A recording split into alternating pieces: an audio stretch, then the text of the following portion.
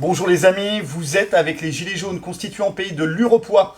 Nous sommes avec le citoyen Yves Michel du comité Germinal. C'est un groupe d'anarchistes. Le groupe Germinal, voilà. Et on va parler d'anarchie. C'est une après-midi thématique. Au niveau de l'anarchie, le plan de la vidéo, c'est assez simple. Ça va être tout ce qui est historique, avec façon succincte, un survol succinct de l'anarchie, la fin de la représentation politique de l'anarchie dans nos sociétés, la période actuelle avec les Gilets jaunes, où il y a beaucoup, au niveau de l'organisation, où il y a beaucoup de choses qui sont possibles, et puis des pistes pour le futur, comment l'analyse anarchiste du système d'oppression, de ce système oppressif, comment cette analyse anarchiste peut nous aider dans la compréhension, et puis pour rebâtir, parce que ce qui a été bâti en oppression peut être déconstruit. On peut déconstruire le système oppressif qui a été bâti, parce que ça a été bâti par des hommes. Alors on est avec le citoyen Yves Michel. Bonjour citoyen. Bonjour, bonjour citoyen. Alors, est-ce que tu peux te présenter succinctement ? Succinctement, voilà. Donc Yves Michel, je suis praticien hospitalier en psychiatrie depuis plus d'une trentaine d'années. Et je suis aussi tombé dans le bain anarchiste depuis mes 16 ans. Dans la mesure où, ayant rencontré finalement ce mouvement et ses valeurs, je m'étais retrouvé dans mes propres valeurs et interrogations. Voilà, donc j'ai accompagné dans différents groupes et différentes actions, différentes périodes de l'histoire depuis, on va dire, une quarantaine d'années, une bonne quarantaine d'années, un certain nombre de combats, voilà, de mouvements, certains, pas d'autres, etc. Voilà. Donc on peut dire que tu es anarchiste. Moi, je me considère, oui, politiquement comme anarchiste, oui. Alors, on avait vu tout à l'heure avec Mehdi les différentes formes d'anarchisme et comment ça a été conceptualisé et vu. Là, tu vas nous faire un survol succinct de l'anarchie à travers l'histoire. Quand est-ce que ça a commencé ? Quand est-ce que ça a pris, que ça a réussi à prendre ? La Commune de Paris, la Magnolfina, Kronstadt, Barcelone, etc. On reviendra, on fera des vidéos plus en détail, parce que ça, c'est l'instruction populaire. C'est intéressant. On n'a pas accès à ces infos-là, et puis à l'école, Fernand Nathan, on n'a pas eu ça. Non. On se demande pourquoi, tiens, d'ailleurs. C'est le moins qu'on puisse dire, on pourra en parler de ça. Donc, on n'a pas eu accès à ça.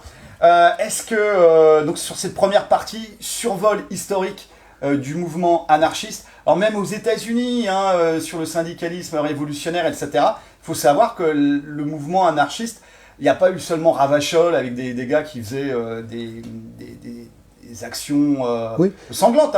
Il y a eu aussi énormément de penseurs et de systèmes qui sont montés.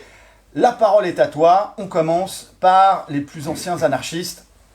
Oui, souvent quand on se représente de règle contemporaine, quand on se représente un anarchiste, parce que finalement, effectivement, c'est des choses qui sont jamais expliquées aux gens, on retrouve pas ça vraiment dans les manuels d'histoire, voilà, et puis c'est une histoire qui a été étouffée. On imagine alors l'anarchiste, on imagine l'anarchiste soit le doux, selon les états d'humeur, selon la représentation, le doux rêveur, voilà, qui rêve de monde idéal, qui est un peu utopiste, etc. Ou alors on voit le type taciturne, voilà, à la limite poseur de bombes, voire qui pourrait sortir le couteau, ou qui n'aime personne. Enfin, en fait, ce sont ou alors qui veut foutre le bordel, mais ce sont des représentations fausses de ce qui concerne l'anarchisme. Alors, par rapport à ce que disait Mehdi tout à l'heure, il a défendu il a parlé de différents concepts représentant l'anarchie, et à un moment donné, il a parlé de Proudhon, et en parlant d'ailleurs d'anarchisme. Alors moi, l'anarchisme dont je vais parler aujourd'hui, il s'agit plutôt finalement de l'anarchisme historique, l'anarchisme en tant que mouvement social et mouvement d'émancipation sociale. Alors l'anarchisme puise des racines très lointaines, hein, dans des sociétés antiques et féodales, etc. Parce que il y a des inspirations, il y a des historiens qui ont fait le travail là-dessus. Mais l'anarchisme au niveau moderne, on commence à le voir apparaître surtout au 19e siècle. Mais bon, il y avait déjà un anarchiste anglais, William Godwin, qui avait écrit une constitution anarchiste, hein, et qui était un admirateur et un contemporain de la Révolution française. Et par ailleurs, je crois, le père de Marie Shelley, qui a écrit par la suite Frankenstein, etc. Donc l'idée qui est de la constitution dans l'anarchisme s'était déjà posée chez certains penseurs, mais en fait c'est surtout le 19e siècle avec le développement du capitalisme qui va favoriser finalement en révolte contre l'injustice provoquée par le capitalisme et couvert par l'État bourgeois, hein, après les promesses non tenues finalement en termes sociaux de la Révolution française. C'est surtout le 19e siècle qui va voir l'anarchisme se développer en différentes étapes avec des penseurs, des activistes, etc. Ce que je voulais dire, c'est que on s'imagine souvent l'anarchisme, l'histoire de l'anarchisme a tellement été étouffée et anéanti, je dirais, après la libération, après les années 40, et tellement connoté négativement à coup de diverses propagandes, y compris des propagandes bolcheviques, staliniennes, etc., que finalement il avait pratiquement disparu quand on l'a vu réapparaître un peu plus massivement dans 68 et dans l'après 68 et un peu maintenant. Mais ça a été véritablement dans l'histoire du mouvement communiste au sens large, socialiste au sens large, ça a été vraiment le mouvement de masse qui s'est développé dans nombreux pays. Hein, et de nombreux anarchistes ont été impliqués dans l'histoire à différents niveaux. On a parlé de la Commune de Paris, sur le XXe siècle, tu parlais, Mishka, de l'Espagne.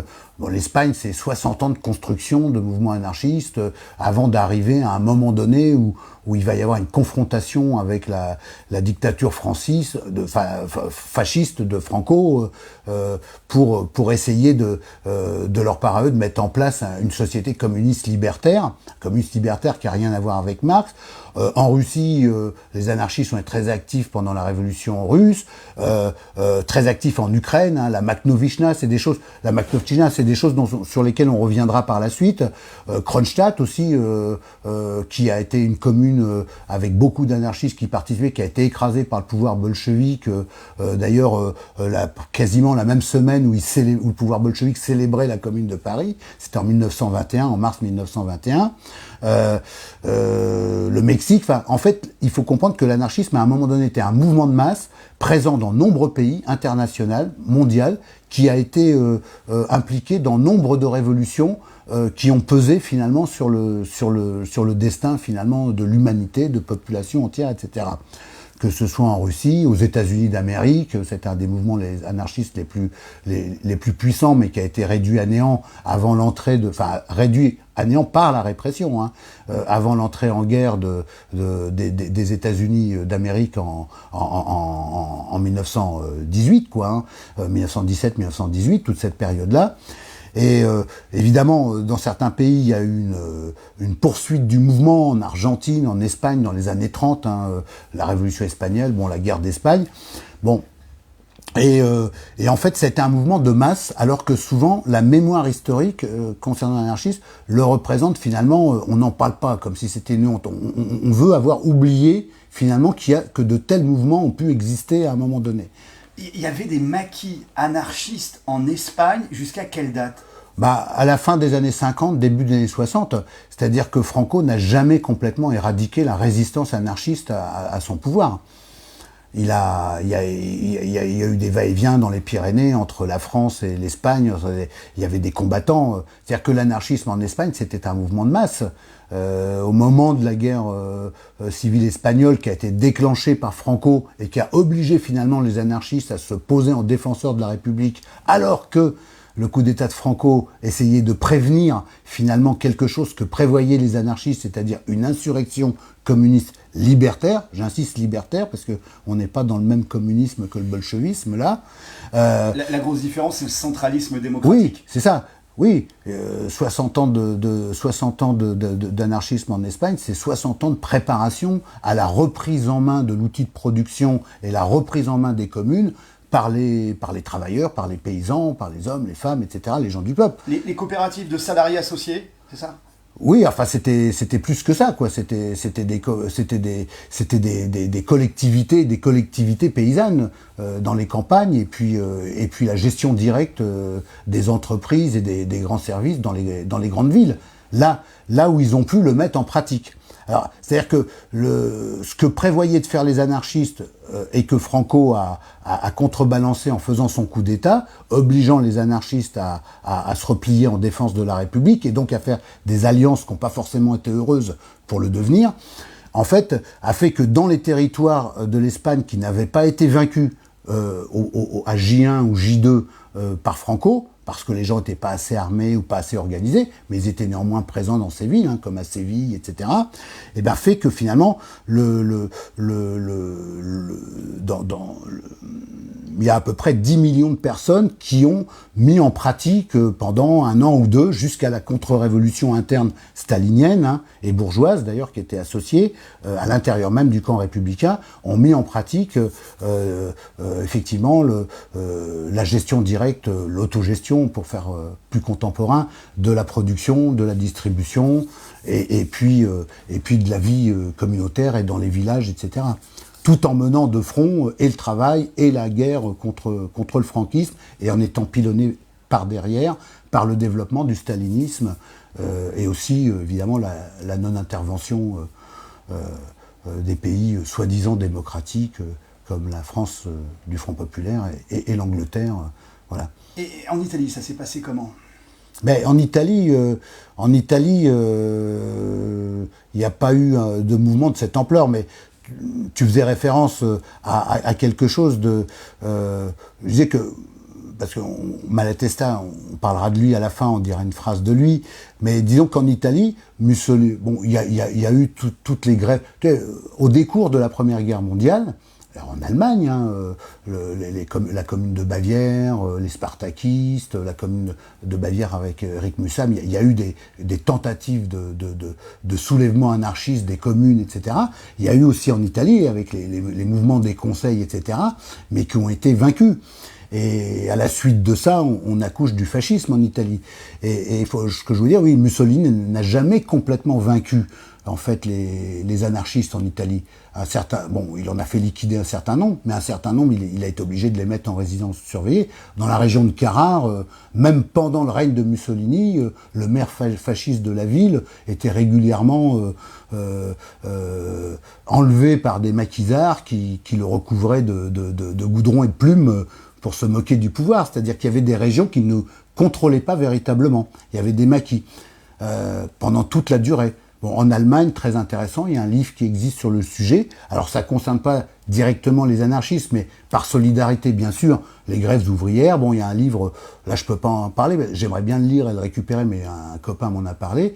Il y a eu, pendant toute la durée du pouvoir d'Hitler, des grèves qui ont continué en Allemagne. On me signale une grève dans des mines, etc., où du coup ils ont envoyé les SS pour réprimer les SS. Les SS sont jamais remontés, quoi. Vous voyez, donc même pendant la période de pouvoir de nazi, il y a toujours eu de la résistance ouvrière contre finalement la domination d'État et la domination, même si c'était évidemment plus réduit.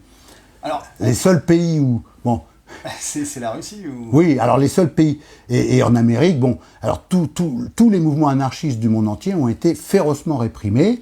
L'organisation Interpol, elle s'est créée spécifiquement contre le mouvement anarchiste. Voilà. Si ça avait été une bande de doux rêveurs ou de types taciturnes qui n'aiment personne, on n'aurait pas eu besoin de mettre tout ça à Interpol. Donc plein de choses qui se sont montées contre le mouvement anarchiste, et le silence et la censure, etc., se prouve en fait finalement plus les archives maintenant et ce qu'on connaît, de l'impact énorme du mouvement anarchiste jusque dans les années 30, 40, 45 à la libération, etc.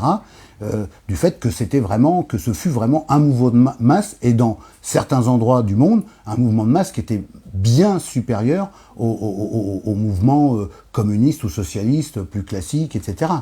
C'est des anarchistes qui ont introduit les idées du socialisme, de l'égalité sociale et de l'équité sociale en Chine.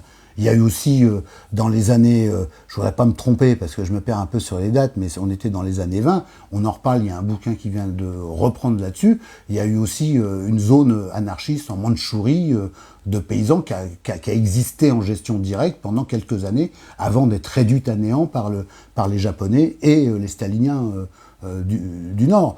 Bon, en fait, ça a été un mouvement énorme qui en réalité n'a pas réussi finalement à réussir sa révolution sociale, qui aurait été finalement, pour ici en France, ça aurait été le passage de la République bourgeoise à la République sociale, mais qui n'a pas réussi, qui a été brisé militairement par la censure, aux États-Unis, partout. Et je dirais que les pays dans lesquels la répression anti-anarchiste a été la plus féroce et je dirais la plus efficace, celle qui a été la plus anéantisante, celle qui a anéanti véritablement et les personnes et les idées, etc. pendant longtemps, ce sont les pays qui viennent d'une histoire marxiste-léniniste, bolchevique, et la Russie, la Chine, etc. Alors, Bakounine, d'ailleurs, disait lui-même à Marx à l'époque que si un jour son système s'appliquait dans des pays, par exemple, alors comme il disait ça au 19e siècle, alors qu'on ne savait rien de l'histoire qu'elle allait à venir, ça fait un peu prophétie, mais il n'y a rien de surnaturel dans l'histoire. C'était un exemple sociologique il disait si ça s'applique un jour dans ces pays, ce sera la pire dictature. C'était un peu leur opposition bien qu'il adhérait quand même il acceptait l'analyse économique du capitalisme de Marx. De l'époque, ça n'avait rien à voir. C'était le Marx politique et le Marx économiste. C'était pas la même chose. Mais alors tout ça a disparu. Après la Deuxième Guerre mondiale, on n'entend plus parler d'anarchisme. Quand on parle d'anarchie, c'est toujours un personnage. Si vous lisez Zola, Germinal, vous avez Souvarine, on parle, voilà, c'est un personnage, on n'en parle pas, les anarchistes, c'est les gens, ils viennent foutre la merde à la fin des manifs. Moi, c'est comme ça que j'ai entendu parler d'eux de la première fois. C'est ceux qui viennent foutre la merde à la fin des manifs, bon, etc. On n'en parlait plus, alors que finalement, des anarchistes ont continué d'œuvrer et d'avoir multiples influences en interaction. Gary Snyder, près de la Beat Generation aux États-Unis, ce courant littéraire, Louis Lecoing, qui venait de l'anarcho-syndicalisme, qui a beaucoup lutté contre le militarisme et la paix, c'est celui dont la grève de la faim a poussé De Gaulle à créer le statut d'objecteur de conscience, qui a ensuite été un peu tripatouillé par Debray. Mais bon, ça c'est une autre histoire. Beaucoup d'anarchistes espagnols exilés dans différents pays qui avaient connu la révolution en Espagne ont essaimé et étaient très en avant sur des œuvres sociales. En France, dans le planning familial, il y avait des anarchistes espagnols, etc. C'est-à-dire que les anarchistes ont toujours continué à œuvrer pendant toutes ces années, entre 45, 50, 60, jusqu'à... On continue à œuvrer. Bien sûr, ça a été réactivé en 68 parce que c'est redevenu, entre guillemets, à la mode. Pas forcément toujours dans l'après 68 sous une bonne lecture, c'était matinée de gauchisme, etc. Bon, ce serait tout un sujet à part entière pour en parler, parce que je pense qu'il y a une critique à faire de cette période-là, par rapport au libéralisme, par rapport finalement à la notion de libéraux-libertaires. Oui, ce côté où finalement le côté constituant, loi, nécessité d'écrire finalement quand même des règles pour garantir une intendance, si on veut établir la justice, l'égalité sociale et la liberté, l'abolition des classes sociales en quelque sorte, il faut quand même constituer ça, écrire ça. Et c'est vrai que c'était pas le fort des gens dans les années 70, et il y avait plutôt l'idée de la transgression permanente. Bon. Mais alors transgresser la transgression, parce qu'actuellement ceux qui étaient transgressifs à l'époque de 68, ils sont arrivés au pouvoir, ils sont devenus les laquais de l'oligarchie financière. Et là, il s'agit de transgresser leur transgression, puisque la loi ne veut plus rien dire, la Constitution, elle est changée, Sarkozy la modifie pour le crime de haute trahison, ils votent des lois au milieu de la nuit, ils sont 60, enfin bon, ils transgressent leur propre loi. Donc quand la loi devient transgressive et quand on transgresse la transgression, finalement on arrive à rétablir la loi civilisationnelle. C'est ça. C'est-à-dire que, en fait, quand on voit le mouvement anarchiste de l'histoire, si on se replonge, on s'aperçoit que finalement, des textes constitutionnels, des textes, des accords de congrès, ça passe beaucoup quand même par le texte, les accords, un certain fonctionnement finalement passant par une démocratie directe, par un fédéralisme, par un mode de fonctionnement, et donc l'attachement quand même à la création de principes collectifs et à leur respect est quand même très présent dans le mouvement. On s'aperçoit qu'après, finalement, dans les années 70, à la limite, finalement, tout ce qui est posé comme ça doit être transgressé de principe. Mais pour moi, ça c'est pas ça l'anarchiste. Bon, je parle en mon propre nom, hein, je suis même pas mandaté par le groupe Germinal, etc. pour parler, ou par la CNT, ou par quelconque groupe. Je parle en mon nom.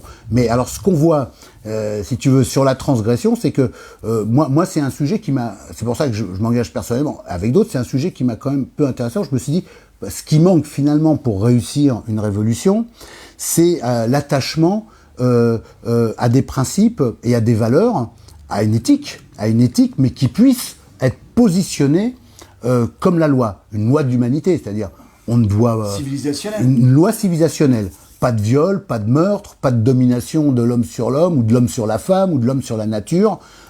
Repositionner la loi, finalement, même par rapport aux lois des religions, etc. Surtout parce qu'on était un peu quand même positionné par rapport à ça aussi. Et c'est la loi des églises, en fait. Enfin, la loi des et donc ce côté-là, repositionner la loi pour pouvoir constituer quelque chose qui soit révolutionnaire. Elle me dit, les mouvements révolutionnaires ou d'insurrection qui font pas ce travail-là sont voués de toute façon à l'échec parce que la nature a horreur du vide et il faut de toute façon poser des règles. L'histoire du mouvement anarchiste... Excuse-moi, mais c'est dingue. Oui. L'anarchie... oui. T'es anarchiste, tu me dis, mais il faut des règles.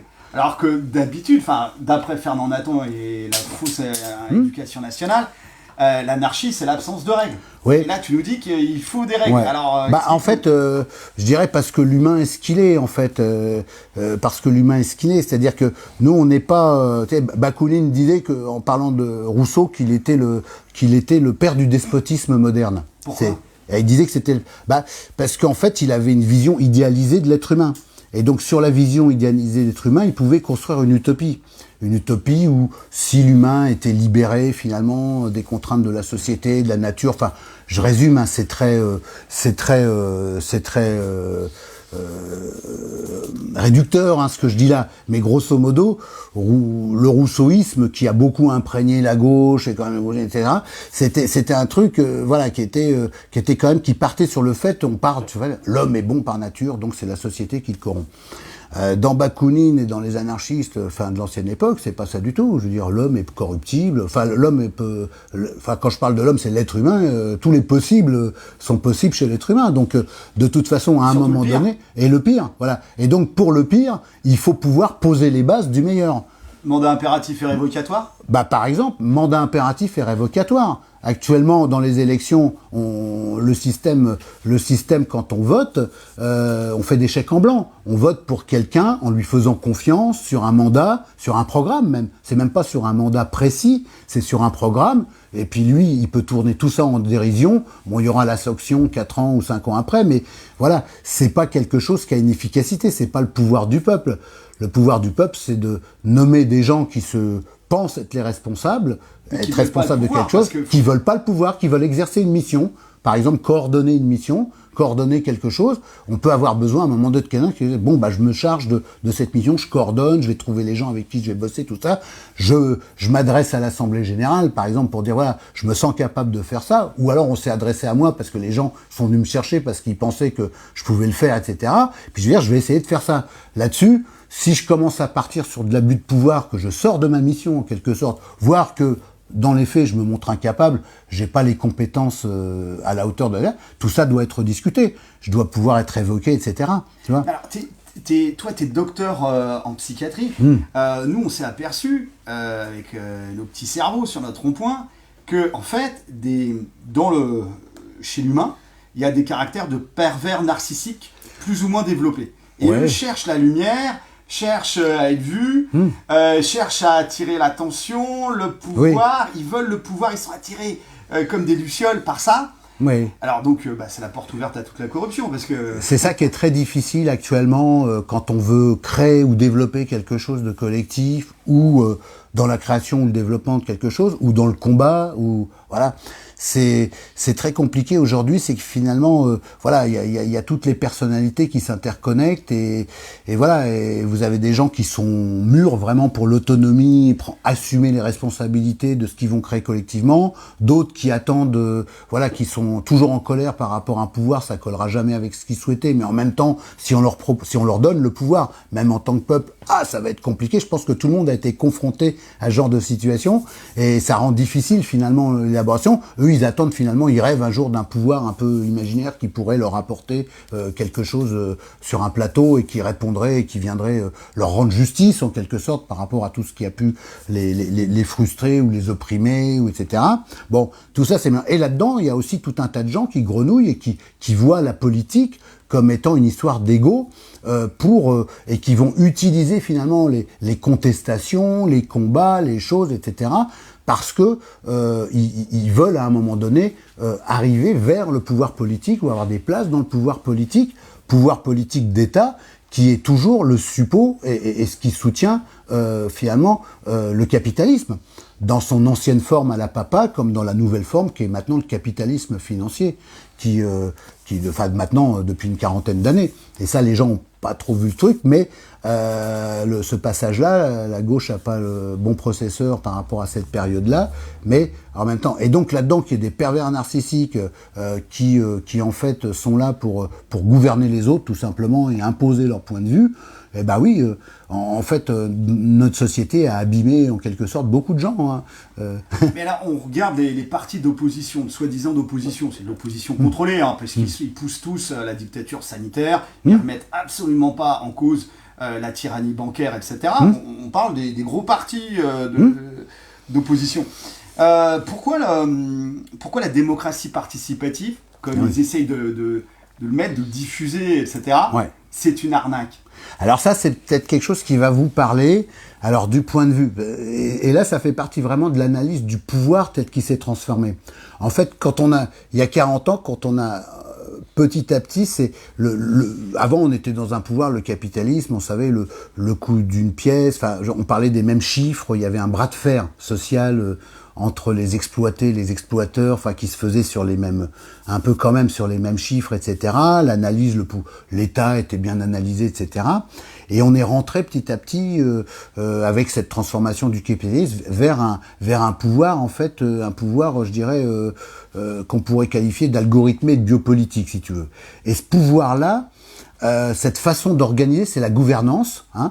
Je pense que ça peut parler à beaucoup de gens parce que ceux qui bossent dans le privé ou qui soient dans le public, quel que soit moi je connais l'hôpital public, hein, mais ou que ce soit même par adhésion dans des partis politiques, en fait on s'aperçoit qu'on a désormais une espèce de pouvoir vertical où finalement les choses sont déjà décidées par l'avance, mais que par ailleurs en bas on va pousser les gens à créer des groupes, à parler. Kadhafi en Libye faisait très bien ça. D'ailleurs, c'est comme ça qu'il espionnait sa population. Il y avait des comités populaires partout, et on disait c'est de la commune, c'est tout ça. Mais en réalité, c'était une façon de savoir ce que tout le monde pensait. Mais ça, c'est une autre histoire. Mais en tout cas, on est dans et la démocratie participative, c'est une sorte de succédané en fait de démocratie directe. Où on dit que les gens peuvent venir siéger à des conseils. Vous vous rappelez, de toute façon, même Macron l'a fait au moment des Gilets jaunes. Il a essayé de réunir des gens dans les mairies, tout ça. Il y a eu des choses comme ça. Vous pouvez exprimer vos opinions, vous exprimer le pouvoir. Donc, on fait bosser les gens sur des choses à la base. Et il y a des gens qui bossent là-dessus. Ils développent des projets. À la finale, de toute façon, une grande partie des choses, des idées qu'ils auront pu produire, surtout si c'est des idées qui pouvaient déranger ou qui concernaient des choses sur lesquelles le pouvoir a décidé qu'il ne toucherait pas, hein, des rapports de domination, des rapports de ces réformes, sont reprises après finalement par le pouvoir sous forme de réforme. Au pire, vous pouvez avoir votre nom à la fin, vous avez servi de caution à quelque chose que vous n'avez pas vous-même pensé, et vous êtes ainsi gouverné, quoi. C'est le nouveau mode de gouvernance. Tous les pouvoirs maintenant fonctionnent comme ça. Toutes les entreprises, les grandes entreprises, hein, les publiques, privées, et les grands partis politiques, hein, des grands, que ce soit de la France insoumise au Rassemblement national, bien sûr la République en marche, etc.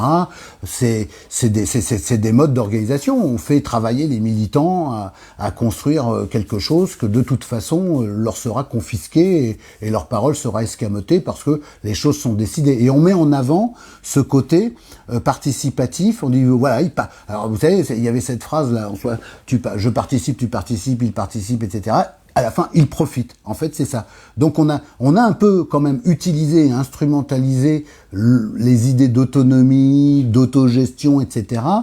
pour les intégrer dans un modèle dominant qui est maintenant la règle. Et tous les hiérarques qui se retrouvent dans ces modèles dominants, et même dans les ONG, hein, c'est des modèles administratifs, en fait, où on administre finalement les gens, tous se reconnaissent les uns les autres. Hein. Je pourrais même dire, même dans le syndicalisme dit réformiste, etc., c'est comme ça.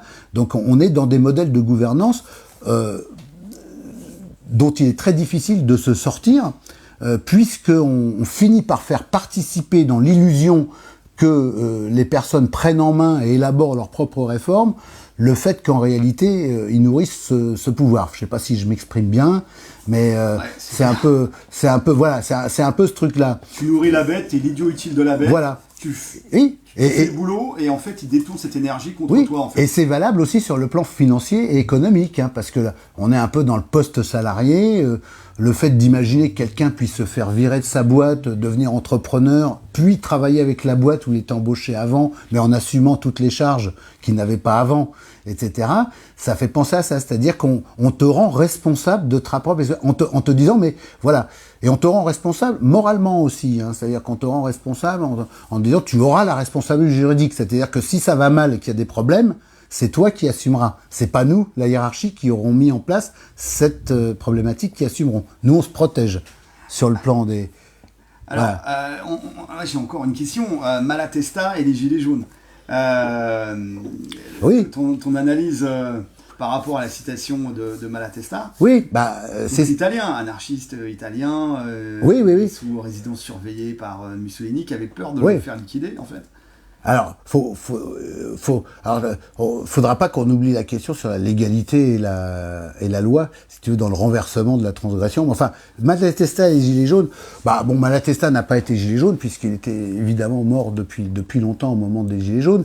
Mais Malatesta, il était en résidence surveillée du temps de Mussolini, hein, parce que je pense même Mussolini lui-même avait eu peur sans doute de le faire exécuter ou ne l'avait pas fait parce que vous savez, le père de Mussolini était un militant anarchiste aussi, donc il y a une histoire un peu de famille, il y a eu l'histoire du mouvement socialiste, c'est compliqué, il y a eu la guerre de 14-18, tout ça, mais c'est juste sur cette phrase que je ne pourrais pas reproduire mot à mot, parce que d'abord, premièrement, je l'ai lu en français, c'était pas la traduction italienne, et je dis pas l'italien, mais c'est simplement l'idée.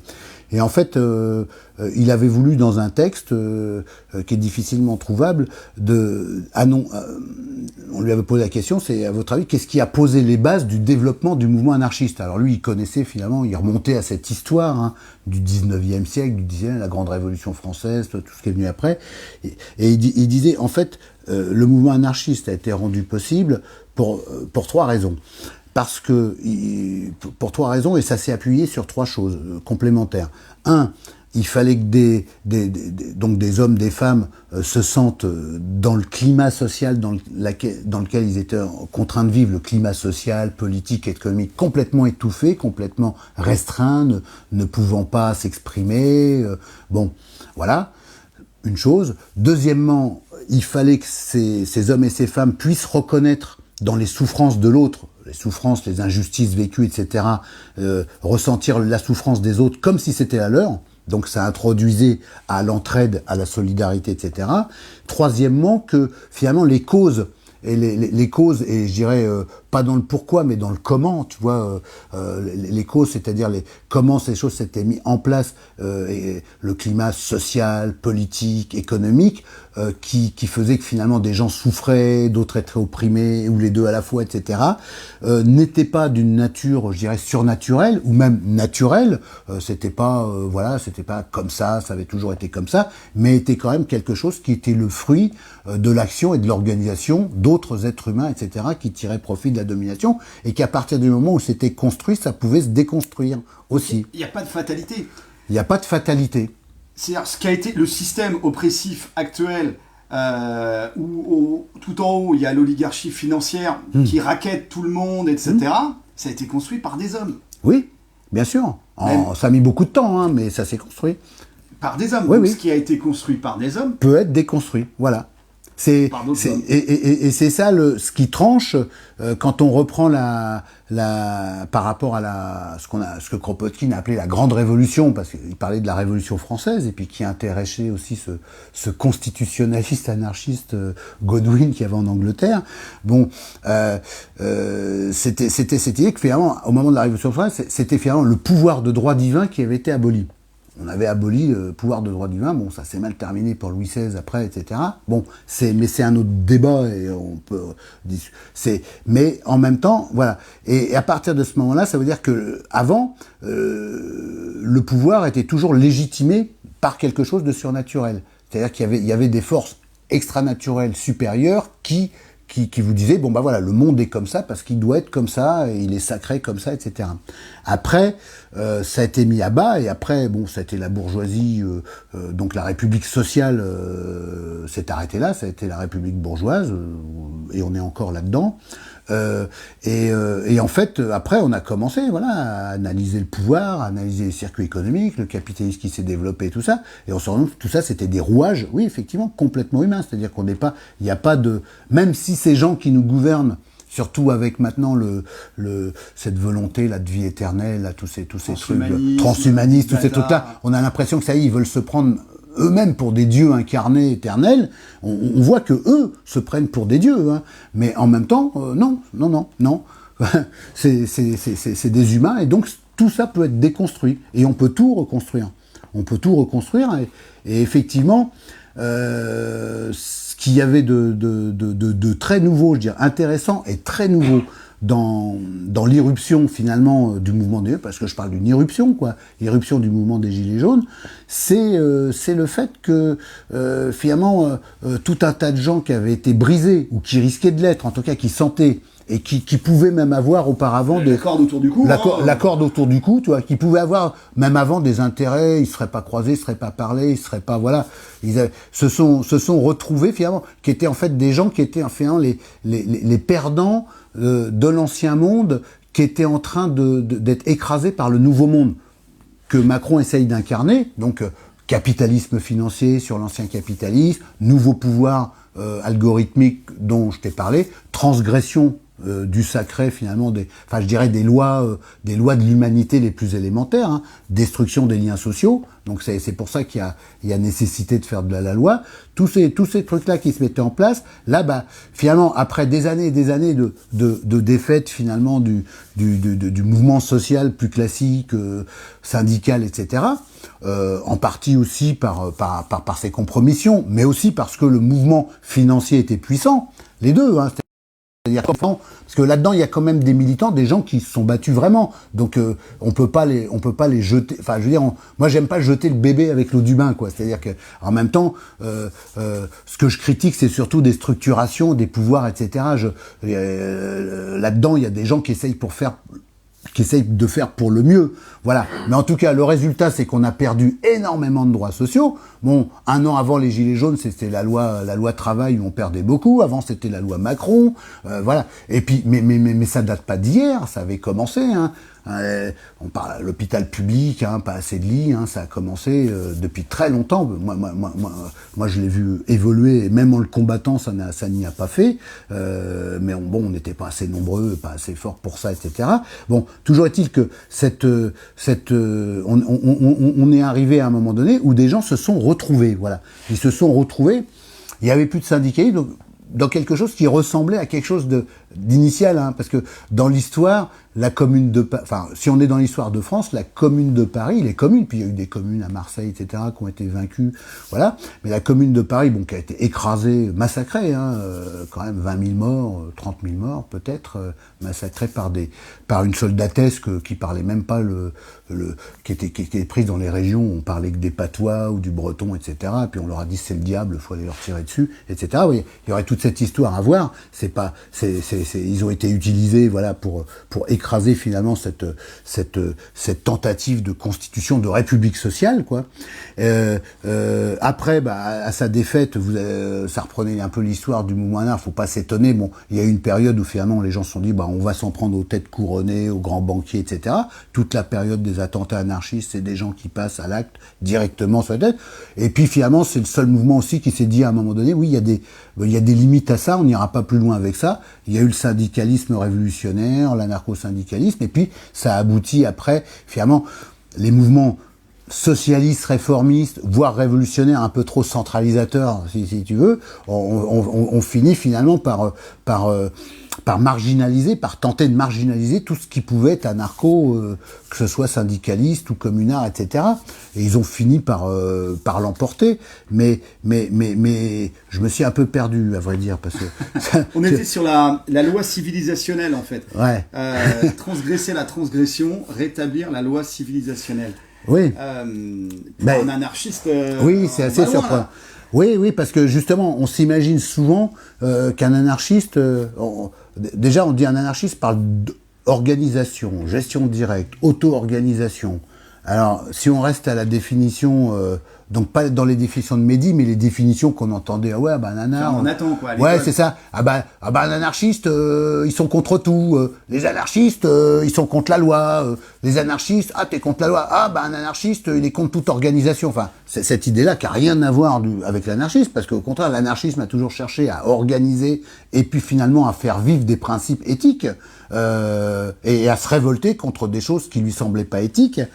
Et je trouve intéressant de travailler sur cette question de la loi fondamentale, c'est-à-dire dans la mesure où il est important qu'on puisse reconstruire une loi fondamentale éclairée d'un humanisme contemporain, mais éclairée des problèmes actuels. On sait les problèmes d'environnement, d'écologie. Donc, je trouve qu'il soit bien que dans la loi, que le meurtre soit proscrit, que le viol soit proscrit, que l'esclavage, que l'esclavage soit proscrit, par la dette, que l'esclavage par la dette soit proscrit, que l'exploitation de l'humain par l'humain soit proscrit, mais aussi que l'exploitation éhontée de l'humain sur la nature, c'est-à-dire l'anthropocentrisme, soit proscrite et revisitée, parce que là on va un peu à la catastrophe avec la planète qui nous héberge, et puis la domination de l'homme sur la femme. Après, et puis toutes ces choses-là, et puis aussi, toutes ces choses-là, mais on pourrait même rajouter donc le racisme, les trucs, le postcolonialisme, tout ça. Toutes ces choses-là font partie de quelque chose qui doit être positionné comme de la loi. Et en fait, j'aurais tendance à penser que tous les gens qui sont obligés aujourd'hui de se battre pour faire respecter les termes éthiques finalement de cette loi, qui correspond finalement à des droits de ne pas être crasé, des droits de ne pas être exploité, des droits de ne pas être violé, la dignité. Justice, bien commun. Dignité, justice, bien commun, ça s'appuie sur quelque chose qui doit, qui représente un principe, des principes éthiques fondamentaux, complémentaires, et qui pour moi représentent quelque chose de l'ordre de la loi. Ce qui fait que tous les gens qui, dans le système actuel, se battent, y compris avec des moyens, entre guillemets, illégaux, contre finalement ce qui ne fait pas respecter ces principes-là, quand ils s'opposent à ces principes-là, eh bien finalement, ce sont des gens qui luttent, combattent et œuvrent en tout cas pour le respect de la loi. C'est-à-dire qu'actuellement, et quand on envoie la soldatesque policière ou etc., finalement qui est utilisée finalement comme supplétif finalement de l'État pour essayer d'éteindre les incendies, etc., les incendies sociaux, etc., et eux agissent au nom de la légalité, de ce qui a été voté, l'égalité qui est la légalité des pervers narcissiques, de la domination, je dirais. Biopolitique, ce pouvoir, ces gouvernances hiérarchiques, etc. Eh bien, les gens finalement qui s'opposent sont eux, véritablement dans l'œuvre de rétablissement de la loi. Et les gens qui sont censés incarner la légalité, qui portent cet uniforme, etc., qui vont organiser la répression, etc., excuse-moi, la légalité, les lois votées à 60 au milieu de la nuit, c'est ça, hein? Voilà, c'est ça. Okay. Et ben alors, donc, et là, c'est très bien ce que tu dis, parce que ça t'introduit la notion de la légitimité. C'est-à-dire que, d'un côté, tu as cette question des revendications, dignité, justice, égalité, liberté, qui relève de la légitimité, et donc de la loi légitime, et c'est l'égalité qu'on fait passer pour des lois dans des systèmes, finalement, dont on peut contester complètement la procédure politique, qui représente en quelque chose, certes peut-être légal sur le papier, mais qui est hors la loi. Voilà. Donc ça veut dire que les révoltés, les gens qui combattent pour les droits et pour la dignité sont dans la loi, et ceux qui s'y opposent sont hors la loi, y compris quand ils ont un uniforme. Bon voilà, c'est comme ça. Et donc effectivement, il faut se positionner comme des rétablisseurs de loi, et c'est pour ça que finalement le fait de se retrouver avec des tas de gens finalement qui se connaissaient pas avant, sur des ronds-points, sur des idées, etc., le mouvement Gilets jaunes, qui annonce quelque chose d'un monde finalement fraternel où les classes auraient disparu, parce que finalement, comme tout le monde est dans le même bain, écrasé par l'oligarchie, finalement, tu peux te dire que ceux qui sont en bas, ils peuvent imaginer un monde sans classe, voilà, et ça a toujours été l'aspiration des anarchistes, ouais, voilà, cet univers-là peut finalement, mais c'est du boulot, c'est un boulot énorme et colossal, reconstituer les choses et reposer les principes et repositionner la loi, reconstruire le politique, la démocratie à manga révotable et non pas à manga, pas manga, hein, excusez-moi, on n'est pas au Japon là, c'est à mandat révocable à tout moment, sur des missions précises et pas des chèques en blanc comme c'est dans la démocratie vraiment directe et non participative pour servir, pour vraiment élaborer et construire collectivement les choses. Voilà, c'est un peu ça. Et c'est pour ça il y a une sympathie finalement dans cette irruption, quoi, ce surgissement, comme dirait Jean-Pierre. Pas si désordonné que ça, puisque des choses s'organisent. Voilà. Alors c'est Jean-Pierre Crépin, et on fera un autre live avec lui tout à l'heure. On lâche rien. Il faut continuer. C'est un boulot énorme. Ouais. On est dans le vrai, le beau et le juste. Oui, c'est ça. Donc on lâche rien. C'est ça. Et dans la légitimité la plus absolue, en fait. Et ben voilà, un beau message d'espoir, les amis. On lâche rien, de notre collègue Yves Michel du comité Germinal. Voilà, du groupe Germinal. Groupe Germinal, voilà. Force et honneur, mort à la dette, à bas l'usure, vive le bien commun. À très bientôt.